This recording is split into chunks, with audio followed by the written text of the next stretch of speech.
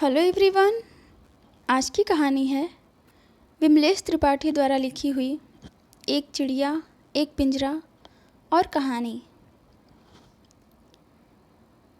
एक चिड़िया, एक पिंजरा और कहानी जैसा कुछ, अर्थात मैं एक लड़की को जानता था जो नहीं रहते अकेले, जान ही नहीं सकते कभी कि कैसे खामोशी से पैदा होता है डर, कैसे बातें करता है कोई खुद से और भागता फिरता है आईनों के बीच, एक जिंदा शख्स की तलाश में। समझ ही नहीं सकते वे सचमुच। ओरहान वैली।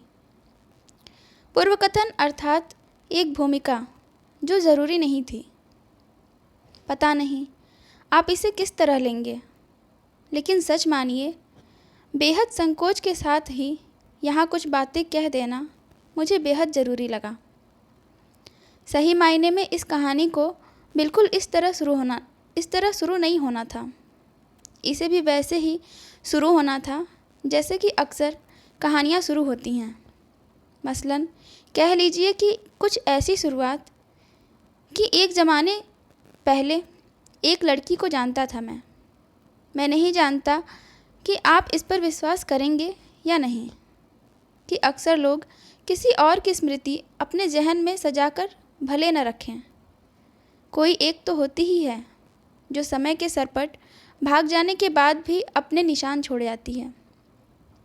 मसलन कोई एक खत या कोई एक शक्ल आपकी हिंदी की नोटबुक में बनी हुई आपको ही समर्पित, और इसके नीचे एक कोड भाषा में लिखा हुआ आपका नाम और इसके आगे का लिखा किसी दैवीय अक्षर में जिसे दूसरे किसी के लिए पढ़ पाना किसी भी कोण से नामुमकिन।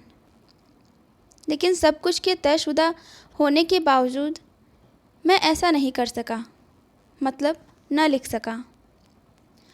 अव्वल तो इस कहानी का लिखा जाना भी नहीं था, क्योंकि एक वादा जो एक ऐसे वक्त में किया गया था जिस वक्त की यादें बाद के दिनों में बचकानी लगने लगती हैं और उनकी स्मृतियाँ हमें गुदगुदा कर या कुछ हद तक मुँह चिढ़ाकर चली जाती हैं, और रह जाता है तो एक एहसास कि कितने बच्चे थे हम, कितने मासूम। हम वही थे जिसके लिए वादा या कस्मों के लिए मर जाने तक की तड़प और ऊर्जा सच की तरह सच होती थी। उसके किए गए वादे को निभाने के लिए ही तो इतनी बातें। तो लिखा जाना तय नहीं था और अब भी नहीं लिखी जा सकेगी यह कहानी। हाँ, मगर आपको कुछ जानने की उत्सुकता है तो आप हो ले मेरे साथ, मैं आपको रोकूंगा नहीं। एक पाठ यात्रा में मौसम की सबसे घनघोर बारिश अर्थात आतमपुर कहाँ है। मुझे बैठ भर पाने की भी जगह नहीं मिल पाई। इस ट्रेन की कसैली गंध के बीच मैं टॉयलेट के पास एक पुराना अखबार बिछाकर बैठा हूँ। बहुत देर तक चुक्की मुक्की बैठे रहने से कमर और घुटने के दर्द ने मुझे थोड़ा पसर जाने के लिए बाध्य किया है। मेरा सिर घुटने में दबा है। मैं यात्रा पर हूँ, लेकिन इसे ठीक ठीक यात्रा कहना शायद सही नहीं होगा। बिना सोचे समझे अगर हम किसी ट्रेन पर सवार हो जाएं, इस निर्णय से विलग कि कहाँ जाना है, तो इसे यात्रा कहेंगे क्या? लेकिन सबको कहीं न कहीं जाना तो ज़रूर होता है। तो मुझे यही कहना चाहिए कि मैं सवार हूँ कहीं जाने को। क्या इसे सिर्फ ट्रेन की सवारी मान लूँ? लेकिन यह मन जो बार बार किसी पागल की तरह उसी दरवाजे पर चला जाता है, मन की यह यात्रा। मन की तंतुएं भी अनिमेष आवाजाही कर रही हैं, चाह कर भी जिन्हें नाथ नहीं पाता। कुछ भी सिलसिलेवार नहीं, भटके गए किसी कथाकार के तिलस्मी प्लाट की तरह कि वह लिखता है और लिख लेने के गरूर के बगैर ही लिखता है। क्या इसे एक वजह माना जा सकता है कि मुझे नहीं पता कि जाना कहाँ है, कहाँ पहुँचना? कितने नादान हैं हम कि पूरी उम्र कहीं भी पहुँच न जाने तक की यात्रा करते हैं और अंत में यह अनुभव कि हम एक वृत्त की परिधियों के चक्कर लगा रहे हैं। आप सावधान रहें। आप जो यूं ही बेमन से मेरे चलने या मन की इस आवाजाही में शामिल हो जाएंगे। आपको पूरी आज़ादी है कि आप एक सही और सुरक्षित जगह या किसी अभिष्ट जगह मेरा साथ छोड़ दें, रुक जाएं। आपके ऊपर बंदिश रही है कभी किसी की? आप चाहें तो किसी को पढ़ें, चाहे तो नहीं। कोई कह रहा हो उसका कहा हर बार सुना ही जाए, ये ज़रूरी तो नहीं। लेकिन मैं, कैसा तो लगता था जब वह रोती थी। अगर वह नहीं रोती, चुपचाप खड़ी रहती, मुझे सिर्फ देखती हुई, तो शायद मैं इतना नतसिर और पागलपन की हद तक बेचैन नहीं होता। हर रोज़ जब पूरी दुनिया एक भयानक अंधेरे में गुम हो जाती थी और मैं खुद को छिपाने के लिए एक किसी जगह की तलाश में निकल जाता था, कभी तो पीछा छूटे उस विलाप से। सुनते हो, आए हैं कि रोने से पहाड़ तक पिघले हैं। जंगल रोए है तो रेगिस्तान की सुर्ख आंख भी नम हुई है। फिर मेरी इस देह की क्या बिसात, क्या औकात। मुझे हर बार लगता था कि उसका रोना मेरे पूरे अस्तित्व को मोम के पुतले की तरह पिघलाकर पानी कर देगा। जबकि वह चली गई थी, उसका रोना बदस्तूर जारी था। कहाँ से आती थी वह आवाज़ मुझे पता नहीं चलता था। मेरे पिता मुझे किसी डॉक्टर के पास ले जाते थे। वह मेरे दिमाग के पता नहीं कितने एक्सरे निकालता था। कई तरह के सवाल पूछते हुए वह कहीं दूर किसी बियाबान में खो जाता था। लेकिन सपने में उसका रोना, नींद में मेरा चीखना और मेरी असामान्य सी लगती मेरी हरकतें किसी भी लिहाज से कम नहीं होती दिखाई देती। ऐसी भटभटाई आंखों से क्यों देख रहे हो भाई?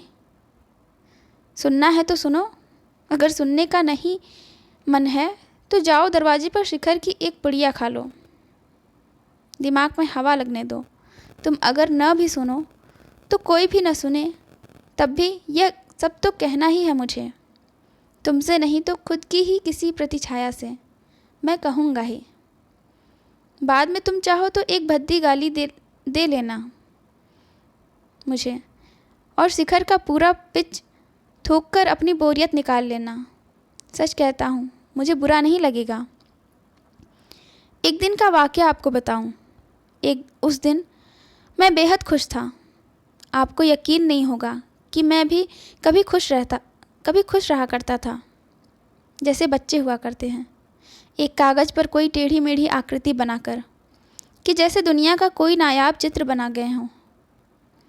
वैसे ही मैं बेहद खुश था, क्योंकि उस दिन मैंने एक कविता लिखी थी, और पहली बार अपनी लिखी हुई कोई कविता मेरे लिए बहुत महत्वपूर्ण हो गई थी।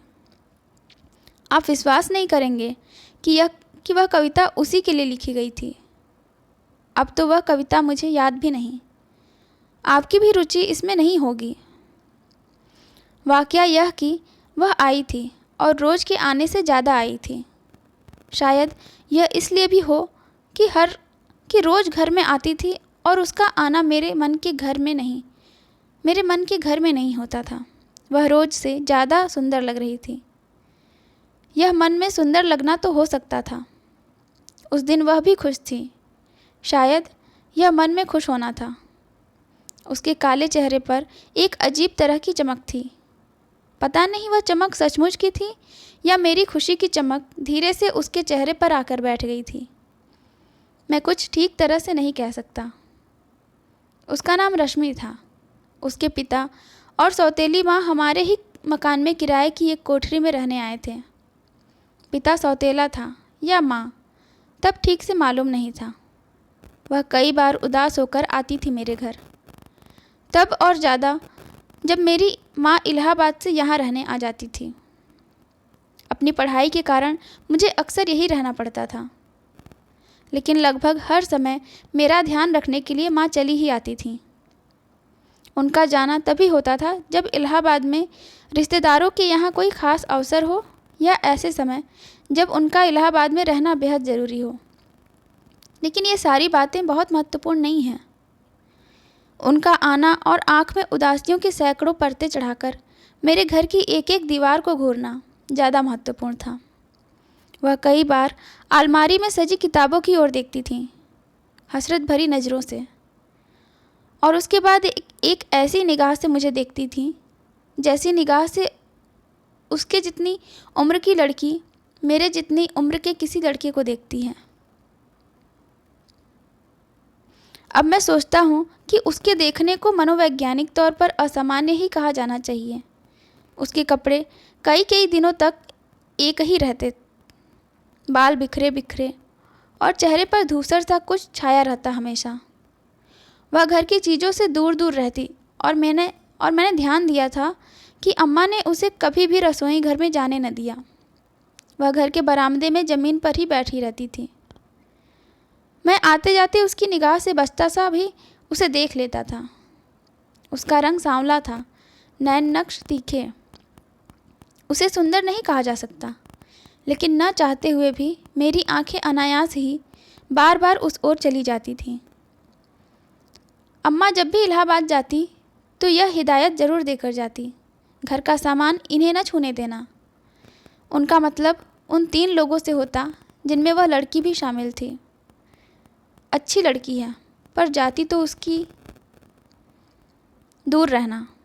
तू समझ रहा है ना क्या कह रही हूँ मैं? वे कहते हुए मुझे अजीब निगाह से देखती थीं, एकदम अजीब, जिसे अजीब के अलावा कुछ और नहीं कहा जा सकता था। और मैं जी अम्मा कहते हुए बस उनका चेहरा ताकता रह जाता था।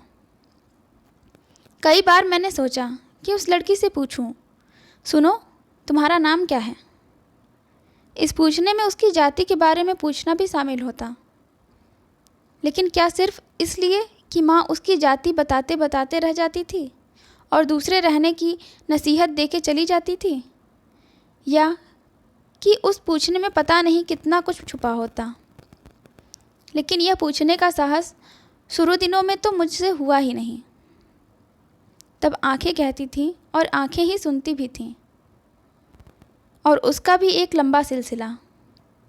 लेकिन उस दिन उसे खुश देखकर मैंने पूछ ही लिया, ऐसे क्या घूरती हो मेरी किताबों की ओर? और कहने की ज़रूरत नहीं कि इस पूछने में मेरी ओर क्यों देखती हो ऐसे घूर कर भी शामिल था। उसने कुछ नहीं कहा और अपनी बड़ी जीभ बाहर निकालकर बच्चों की तरह चिढ़ा दिया और माँ के कमरे की ओर चली। मैं कुछ कहता या करता इससे पहले ही वह आँख से ओझल हो चुकी थी। मैंने सोचा कि उससे उसका नाम पूछ लूँ, हालांकि मुझे उसका नाम मालूम था और मैंने अपनी कविता का शीर्षक ही दिया था रश्मि के लिए। और मैं चाहता था कि वह जाने कि वह मेरे लिए इतनी महत्वपूर्ण है कि मैं उसे समर्पित करके कोई एक कविता लिख सकता हूँ। उससे उसका नाम पूछने का हुलास पता नहीं क्यों दिल में एक वेग के साथ उठता था। उसका कारण तो मुझे बाद में पता चला। भाषा का इतिहास और शरीर के व्याकरण की जब खोज करना शुरू हुआ, हम दोनों ने मिलकर किया। उस एक दिन पता नहीं मन के किस कोने से कोई एक शरारत की धुन बजी। मैं दरवाजे की ओट में छुपा उसके निकलने की प्रतीक्षा कर रहा था। वह आ रही थी कि मैं उसकी ओर लपका, हाथ पकड़ में आ गए। कुछ लम्हों तक हाथ से हाथ ने जद्दोजहद किए, फिर फिसल गए। वह हाथ झटकती छूट कर जा रही थी। मेरी मजबूत हथेलियों में उसके नर्म हाथ कसमसा कर रह गए होंगे। उसकी आंखों में उस कसमसाहट की एक तस्वीर उभरी थी और उसने फिर से जीभ निकाला था। उसकी जीभ का रंग गुलाबी था। मैंने भी आईने के सामने खड़ा होकर उसी तरह जीभ निकाल कर कहा, ओह। और मेरे चेहरे की मासूमियत के बीच शर्म की सी एक हंसी खिल गई।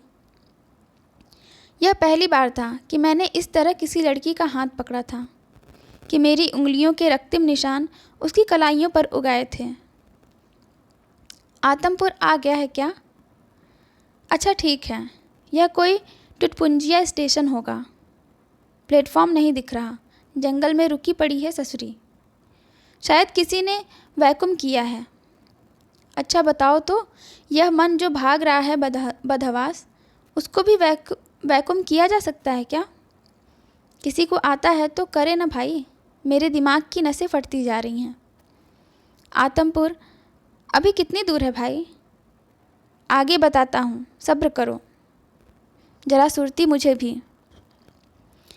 वह हंसी ऐसी थी कि जैसे सुबह का पीला सूरज होता है या किसी रोएदार पत्ते पर अटकी रह गई ओस की कोई एक चमकीली बूंद होती है। वह मेरी ही उस लड़की के चेहरे की हंसी थी कि मेरे कपोलों पर आकर चिपक गई थी, शर्म सी एक हंसी। ये देखो, तुम्हारी उंगलियों के निशान मेरी कलाइयों पर उगाए हैं। बड़े निर्दय इंसान हो तुम, उसने शिकायत के लहजे में कहा था। शिकायत भी कभी इतनी हसीन और मादक हो सकती है, यह मुझे पहली बार मालूम हुआ था। तुम भागी क्यों? उगे हुए इस निशान का मतलब समझती हो? मेरी आंखें उसके मासूम चेहरे में धंसती जा रही थीं। आज तक तो भागती ही रही हूँ, रोक सकोगे इस भागने को? और ये निशान? वह प्रश्न की तरह खड़ी थी, मुझे हर ओर से घेरती हुई। लेकिन यह निशान उतना तकलीफदेह नहीं, इससे अधिक की आदत सीख लिया है इस शरीर ने। मेरा इतिहास ऐसे असंख्य निशानों से भरा हुआ है बाबू, तुम डर जाओगे। तुम बहुत मासूम हो, एकदम बच्चे, तुम्हें कुछ भी नहीं मालूम। किताबों की दुनिया ही तुम्हारे लिए ठीक है, तुम बर्दाश्त नहीं कर पाओगे बच्चे। वह मुझे बच्चा समझ रही थी। उसके इतिहास की नहीं, वर्तमान में भी सैकड़ों घाव के निशान थे। उसकी सांसों की तप्त धूप ने हौले हौले मुझसे सब कुछ कह दिया था। और वह एक धूसर दोपहरी थी। जानती हो, मैंने एक कविता लिखी है। मेरे हाथ अनायास ही शरारत में उसके कपोलों की ओर फिसल गए थे। सुनाओ? नहीं, नहीं सुनाऊंगा। तुम इसे रख लो, बाद में पढ़ लेना अकेले में। अकेले में क्यों? और तुम्हें कैसे पता कि मुझे पढ़ना आता है? तुम्हारी आंखें कहती हैं। अच्छा, तो कैसे कहती हैं आंखें? कहती हैं बस, ये कहने की नहीं, समझने की बात है। होठ नहीं कुछ कहते? कहते हैं ना। कैसे? ऐसे, मैंने एक सांवले गुलाब पर अपना रक्तिम गुलाब रख दिया था, ऐसे। यह पहली बार ही था कि कोई एक लड़की मेरे चेहरे पर अपना गर्म निश्वास छोड़ गई थी। और उसके बाद यह सिलसिला बढ़ता ही गया था। जैसे समय को हम रोक नहीं सकते, हमारी सोच और आँखों से ओझल भी वह चलता रहता है, चुपचाप और बेआवाज़, अपनी रौ में गुम। शायद वैसे ही यह सिलसिला भी बढ़ता गया था। और हठात इतना समय गुजर गया कि किस तरह यहाँ वहाँ पहुँच गए हम। कासा एक प्रश्न अचानक हमसे टकरा गया और हम किंग कर्तव्य विमूढ़ से एक दूसरे को ताकते भर रह गए थे। हम कहना ठीक नहीं होगा, सिर्फ मैं। बीच के एक दिन वह हमेशा के लिए दृश्य से ओझल हो गई थी। हाँ भाई, सच कहा तुमने। मेरे जहन में उस लम्हा नैतिक अनैतिक जैसे भारी भरकम शब्द का निशान तक न था। और जिस लड़की के लिए हमारे रसोई घर में पैर रखने तक की मनाही थी, वह मेरे तथाकथित पवित्र और सवर्ण देह की यात्रा कर रही थी। और उसके उद्दाम स्पर्श से मेरा रोम रोम धुल रहा था। और करोड़ों वर्षों की लगी काई मेरे देह से निकलकर मिट्टी की शक्ल में ढलती जा रही थी। समय अपने अक्ष पर घूमता हुआ भी दो देहों के बीच की किसी गुफा में ठहर गया था। आतमपुर अभी और कितनी दूर है बाबा? हाँ, आए तो बताना। मुझे इतनी जल्दी हो सके पहुंचना था। किस लिए? वो भी तो बता दूंगा भाई। आप भाग तो नहीं रहे कहीं? मुझे आप लोगों के साथ की ज़रूरत है भाई। माँ पुरानी हिदायतों के साथ इलाहाबाद चली गई थी। लड़की के पिता मेरे साथ गए थे स्टेशन तक। सामान कुछ ज़्यादा था और उनकी ज़िद भी कि यह बच्चा कैसे संभालेगा इतना बोझ। मेरे मना करने पर भी वे साथ गए। स्टेशन से ट्रेन निकल चुकी थी और अब हम बाहर थे। चलें? मैं उनके चेहरे को गौर से देख रहा था। काला बलिष्ठ शरीर और चेचक के दाग वाले ऊबड़ खाबड़ चेहरे पर रंगी हुई काली और ऐंठी हुई मूछें। वह चेहरा एक बार देखते ही क्रूर लगता था। इसकी क्रूरता के सामने वह लड़की कितनी मासूम और निर्दोष लगती होगी।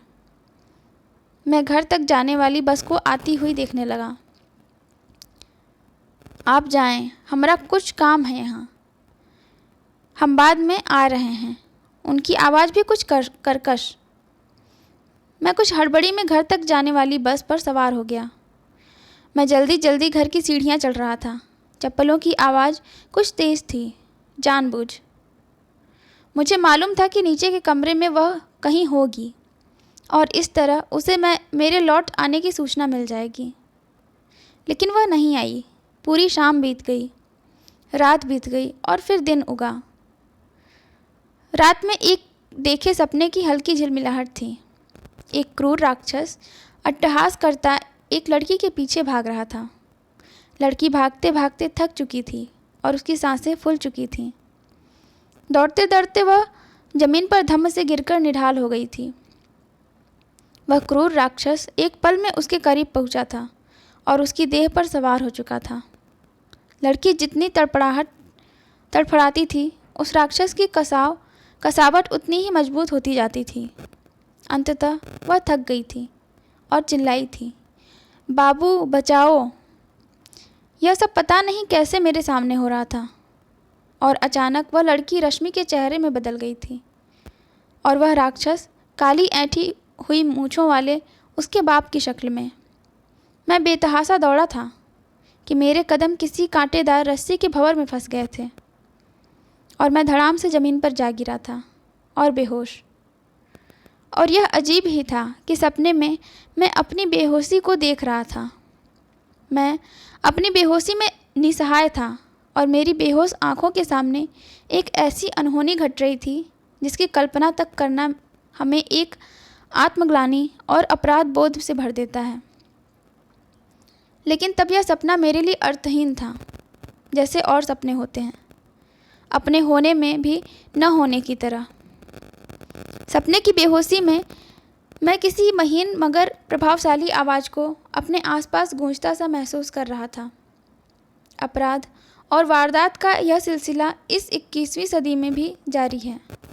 दो अलग अलग जातियों के प्रेमी युगलों की लाश गांव के सिवान पर नृशंस अवस्था में मिली। ऑनर किलिंग का यह मसला पुलिस जब घटनास्थल पर बताया गया कि हमारी टीम ने इसका पता लगाने के लिए, और उस घुरपेंच आवाज़ के बीच कोई चिड़िया बोली थी। इस बीच मुझे मेरी जाति याद आ गई थी और मेरे नाम के बाद लिखा जाने वाला एक शब्द बंदूक की किसी गोली की तरह झाएं झाएं करता निकल गया था। दूसरी ओर से उस लड़की के नाम के आगे लिखा जाने वाला शब्द किसी चिड़िया की तरह उड़ा था। शायद एक विस्फोट हुआ था हवा में और धरती का सीना एक पल के लिए कांप गया था और मैं हकबका कर उठ गया था। यह जानी पहचानी आवाज़ थी जो हर रोज़ सुबह 4 बजे बोलती थी। मैंने देखा कि 4 बज रहे थे और घड़ी के ऊपर हमेशा बैठी रहने वाली चिड़िया की आवाज़ थी। मैंने एक बटन दबाकर उसे चुप करा दिया। देखिए, कल रात 11 बजे मैंने देखा टेलीविज़न अब भी चल रहा था। मैं पता नहीं कितनी रात तक उसका इंतज़ार करता रहा। पता नहीं कब नींद आ गई। पता नहीं नींद में कब सपने आए थे और कब सपनों के बीच मेरी बेहोशी में वारदात की खबरें धीरे धीरे घुस गई थीं। मैं बेहोश नहीं था, यह जानकर राहत मिली थी। कहीं भी दूर दूर तक किसी वारदात के निशान न थे, या पता नहीं कि मैं अब भी होश में था या नहीं। एक अजीब भारी मन से मैंने टेलीविज़न को बंद किया। सिर पर एक भारी बोझ की तरह कुछ बैठा हुआ था और सपने का वह दृश्य रह रहकर मेरे जहन में किसी करुण गीत के लय की तरह रिपीट हो रहा था। बाबू बचाओ। और बीच इसकी एक धड़ाम की आवाज़ और बेहोशी। और वह नहीं आई थी। अगले 1 दिन तक मैंने पता नहीं कितनी कविताएं लिख दी। जाहिरा तौर पर यह उसी के लिए थी। एक कविता के आंसू निकलते थे तो दूसरी उसे चुप कराती थी।